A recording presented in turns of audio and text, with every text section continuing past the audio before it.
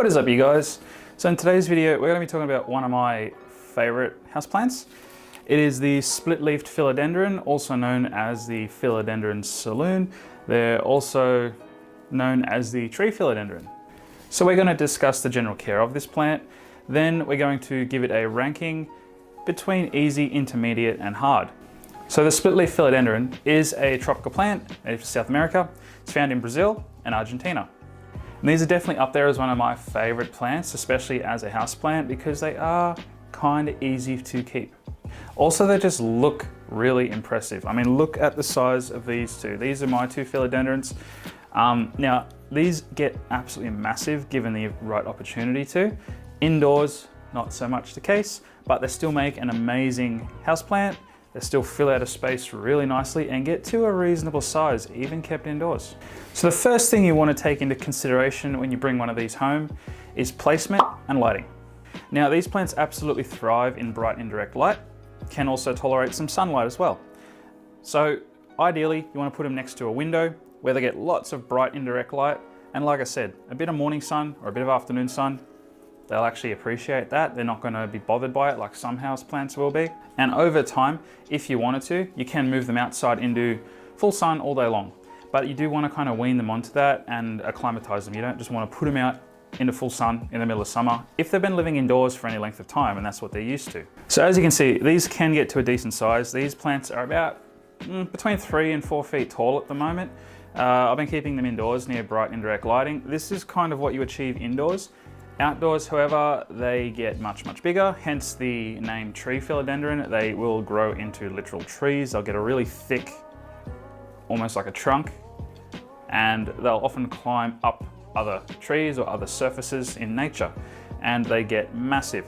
This is considered a baby compared to what you see growing in nature. The leaves on wild philodendrons or philodendrons just growing outside, which are planted in the ground, their leaves can be 3 to 4 feet in length, where these are only about, well, the biggest ones are about 60 centimeters, so 2 feet in length, give or take. So when you're keeping these indoors, like I said, if you want really nice growth like this, where it's really thick and lush and, you know, decent-ish size leaves, the brighter the lighting you can offer them, the better. A little bit of sun they will definitely appreciate as well. However, they can tolerate medium lighting too. Just bear in mind, if you do put them in a spot where the lighting is a bit more on the medium level, or it's a bit further away from a window than it might actually want to be, you'll find that it's not that you can't keep it alive, it's just it might not grow very big, it might not grow very fast, and the leaves it puts up won't be as big either. And the plant itself will just be limited on the amount of leaves it can sustain at any given time. In a brighter spot, it might be able to sustain between, say, let's say 10 and 15 leaves at a time, roughly, just saying as an example, where in a more medium indirect light area, it might only sustain 5 to 8 leaves at a time. And the leaves themselves will be a lot smaller and they won't be producing them as quickly. So when it comes to moving them outside, if this is something you want to do, like I was saying, they can tolerate full sun. They've got a very thick waxy cuticle to their leaf. They don't burn that easily. I would advise though, if you've had a philodendron that's been living indoors for any length of time, don't throw it out into full sun in the middle of summer, because it might burn still, just because it's acclimatized to your indoor conditions. It can tolerate the full sun all year round once it's acclimatized.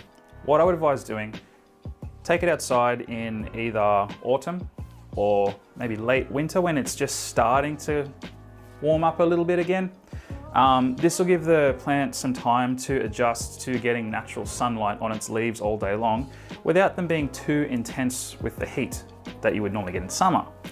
So as time goes on, being exposed to the elements outside, e.g. the sun, the rain, the wind, all sorts of stuff like that, the leaves almost start to develop a thicker, tougher, waxy cuticle than what they would indoors, because let's face it, indoors they're kind of pampered, so their leaves can be a little on the softer side compared to outside.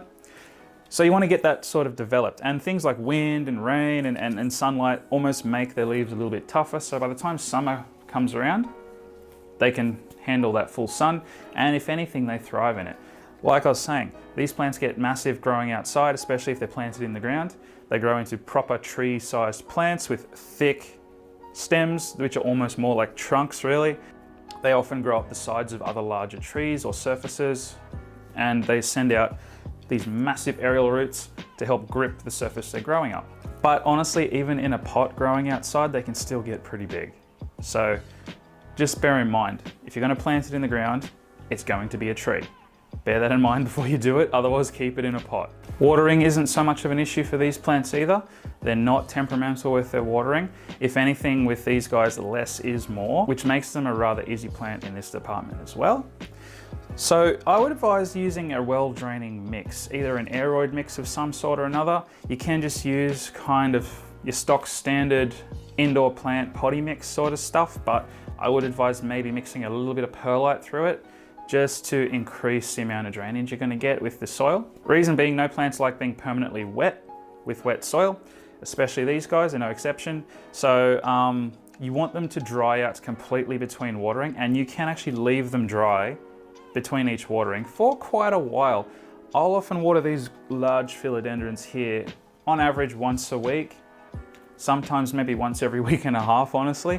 And they'll be dry for like 2/3 of the time period before I water them again. So they're pretty good at retaining water, so they don't need to rely on constantly wet soil like some of your other indoor plants might, like for example your spathiphyllums, which like your peace lilies, various homolominous species. They are very thirsty, they can't handle being dry for too long, they just wilt down as soon as the soil gets dry. These guys can go dry for quite some time, and if anything, it's more preferred, because if the soil's wet for these guys for any length of time, you're going to promote things like root rot, you're going to start having your leaves turn yellow and fall off.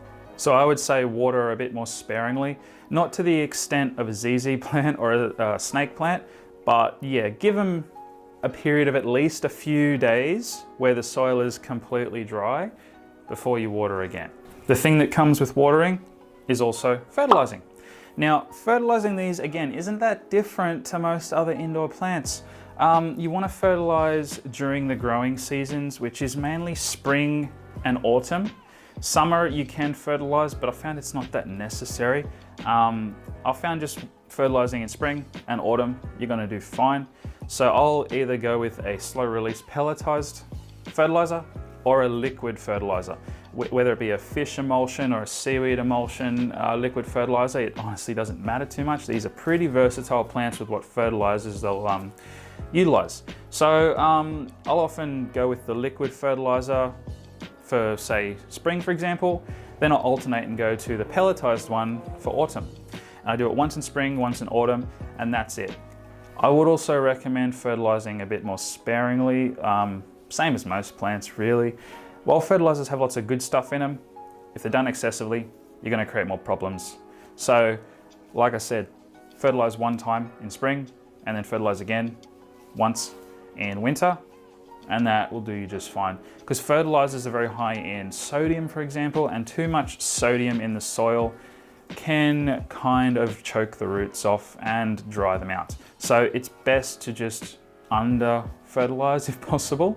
These guys aren't gonna crash and burn on you should you miss out on fertilizing once or twice. Next thing to cover is propagation. Now, these plants aren't as simple to propagate as a lot of other philodendron species, and I say that as a very broad statement, I guess, because philodendron is a very broad species of plants. There are climbing philodendrons, there are ground scrambling philodendrons, then there are philodendrons like this. They grow more like a shrub or a tree eventually. And they all vary with their propagation. So these ones are definitely not the most simple one compared to say like a heartleaf philodendron or something where you can just take a cutting, put it in some water and pot it up and you're good to go. And it's pretty straightforward and actually doesn't take that long to do. There are two ways you can propagate these. The first way is to split the plant. Now for this to happen, it has to be a reasonable size plant, kind of like what I have here. You'll get like a main stem with all your leaves coming off it. And let's say that's the soil level and this is all the roots down here with more stem as well. Eventually under the soil on the, I guess, hidden area of the stem, you might get another plant growing out the side, which will pop up out of the soil next to the mother plant, and that will then grow into another plant. You can then pull the whole plant up out of the pot and get a very sharp knife and cut between the two. Just make sure when you do separate the baby plant from the mother plant, that the baby plant does have some roots on it before you do that. And like I said, if it has roots, you're all good. You can then take it away and pot it up as well. The second way of propagating these, which is a bit more of a drastic way to do it, it seems a little bit scary when you're doing it because it almost seems like you're killing your plant. And this is something you only want to do, again, when this plant's massive, bigger than what I've got here. You want this plant to basically have that kind of tree trunk going that I mentioned before, which they can get when they get really big. They end up with a really thick trunk. So what you can do, you can actually just cut the trunk into sections.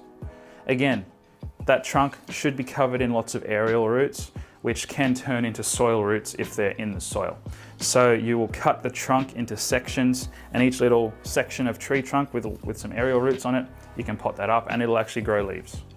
Another thing to consider is pests and treatment, should you keep these indoors, because indoor plants are just very prone to pests compared to outdoor ones. Now, honestly, these guys are not a pest-prone plant. And again, I was saying philodendrons are a very broad family of plants. Some are very prone to pests and some aren't. These guys aren't too bad with pests, I've found. I've personally not had to really worry about it, but there are philodendrons that do get pests. I've found these guys can get aphids if they're outside sometimes. Indoors, I've not really seen any major pest issues. You might get spider mites if conditions are really bad, but it's not something I generally see with them. However, the treatment for most of your indoor pests on plants in general varies quite a lot. I personally like to use white oil. It's basically a petroleum jelly spray. So it doesn't have any smell to it. It's not a harsh pesticide or chemical or anything like that, so it's pretty safe. I use it on virtually all my house plants.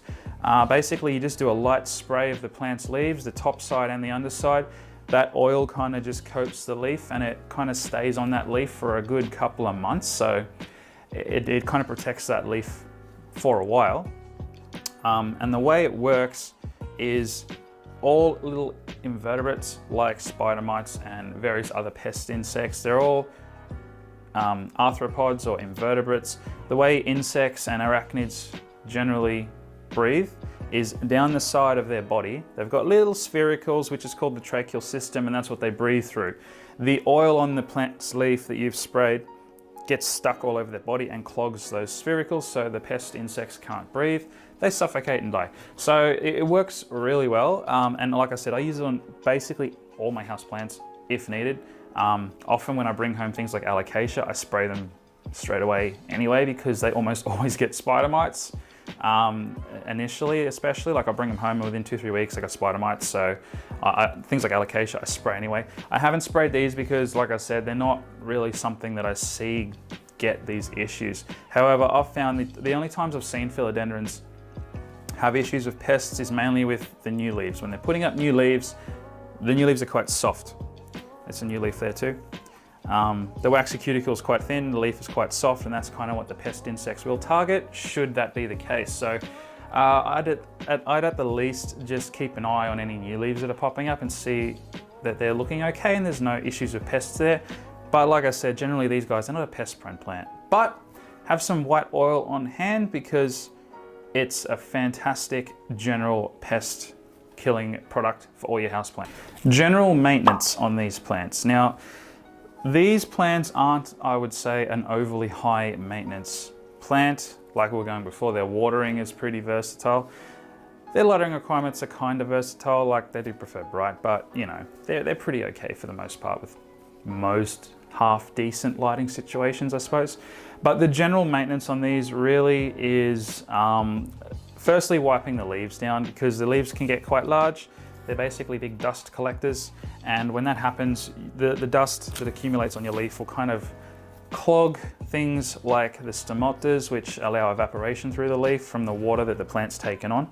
It also inhibits photosynthesis to an extent, and it just makes the leaf not look so healthy. So I would advise wiping the leaves down with a damp cloth every now and again. It doesn't have to be too often, maybe once every couple of months. Just go around with a damp cloth and give the leaves a wipe down.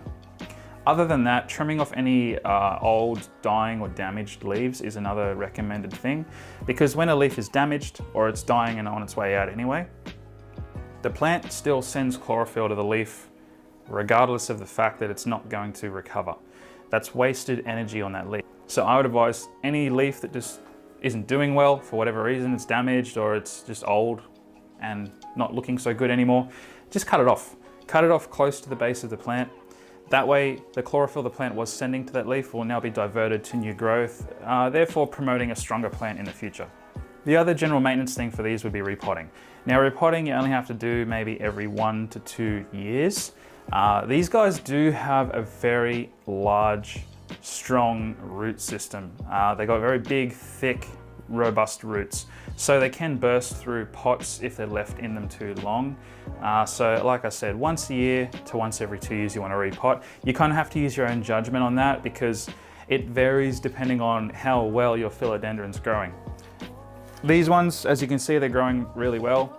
This one is a tad bigger because it's in a slightly brighter spot than this one. But like, yeah, these are due for a repot soon. You only want to go up 1 pot size each year or every 2 years. So if you're in an 8-inch pot, go to a 9, then the next year or 2 later, go to a 10. Don't go from an 8 to a 12 straight away, because that's how you promote root rot. All that excess soil that comes with a much larger pot, when you water, that soil is going to be wet with no plant roots in it yet to utilize it. So the soil just sits there wet, potentially creating a problem like root rot. So to summarize the split leaf philodendron, put it somewhere it gets bright indirect light. Water it every week or so, provided the soil gets some chance to dry out for a few days in between. Fertilize it during the growing seasons of spring and autumn, and repot it once a year to once every 2 years, going up 1 pot size each year. Wipe your leaves down and trim off any dead or dying leaves as needed. So taking all that into consideration, I'm going to be ranking the split leaf philodendron in between easy and intermediate. Most people can keep these, provided they know the basics about plants. So that's my video on the split leaf philodendron. Before I go guys, don't forget to like the video and subscribe if you're not already subscribed. But until then, I'll see you in the next video. Bye guys.